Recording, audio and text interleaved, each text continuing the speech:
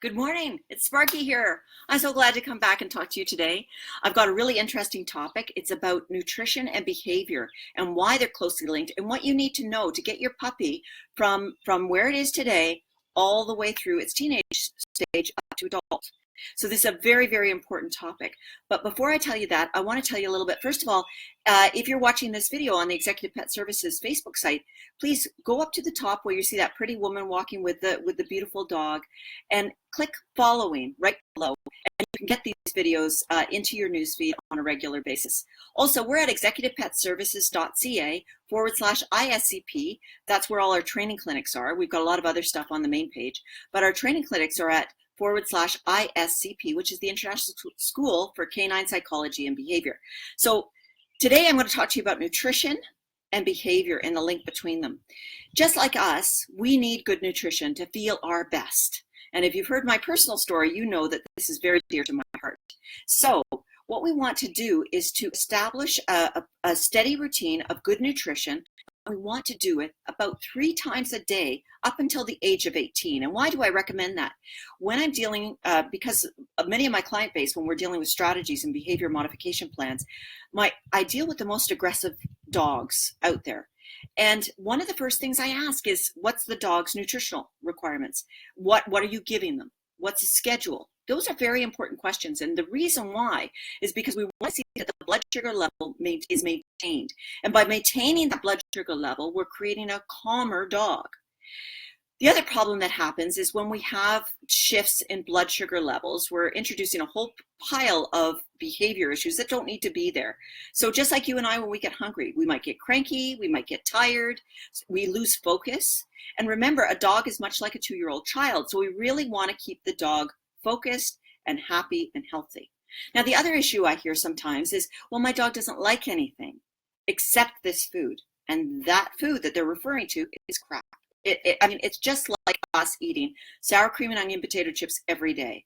Of course we like it better. Of course we do. Wouldn't it be great if everything could taste like potato chips or ice cream or whatever you love that isn't that great for you? But the point is that as guardians, we need to ensure that we are managing the dog's nutrition to create the healthiest dog we can and create that wholeness in their life around the behavior. So what I want you to do is take a look at the side of the bag of your current product. If you see food dyes, you've got to find a different dog food, because food dyes have a direct correlation with hyperactivity and a whole pile of other behavior issues. Okay, so go and spend just a little bit more. Go and try to find a different dog food. There's dog food out there that is economical. So when it comes to budget, you can still find a low-cost dog food that will help your dog with some of its behavior issues if you're establishing that. From a puppy perspective, though, which is we're puppy month all August, what we want to do is see that nutrition going from puppyhood 3 times a day, good nutrition, all the way up to 18 months. Now, many vets will tell you that 3 times a day is great. Sometimes if you want to wean them off because your schedule is difficult to manage that, some of the challenges is we get hormone spikes and we get blood sugar spikes, and that exactly happens at the beginning. It's right in the middle of puppyhood, about 4 or 6 months, and it goes to 18 months. So I always recommend that the best way to manage those teenage years, the puppyhood and teenage years, is to feed your dog 3 times a day. Now, feeding them 3 times a day is not adding a meal, really.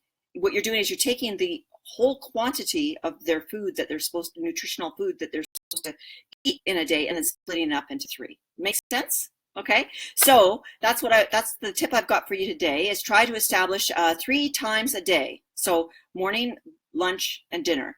12 hours is too long for a puppy, and it's certainly too long for a teenager to manage itself well. So if you want to get the best out of your puppy and get that focus and the concentration and the best behavior you can, you really want to feed your puppy more. Okay, so that's it for today. We're at executivepetservices.ca/ISCP. We've got some amazing August 12th. Like we had dogs here yesterday, and they had so much fun. We had quite a few puppies, and they got to play and tumble in the yard. And then we got down to really learning some key things about developing a listening puppy, about puppy fear, about puppy biting, And all of those were really valuable to the people that applied here. It was $10. Like it's that usually it's $75 to learn that sort of information. So please sign up for those. They're coming up on August 12th again. And very exciting, we have the Puppy Super Pack.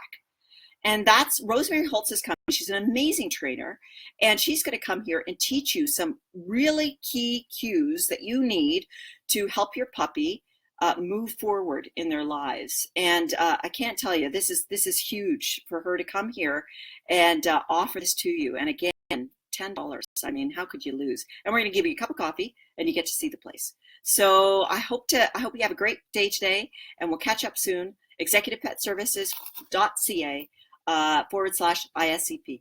Talk to you later. Bye-bye.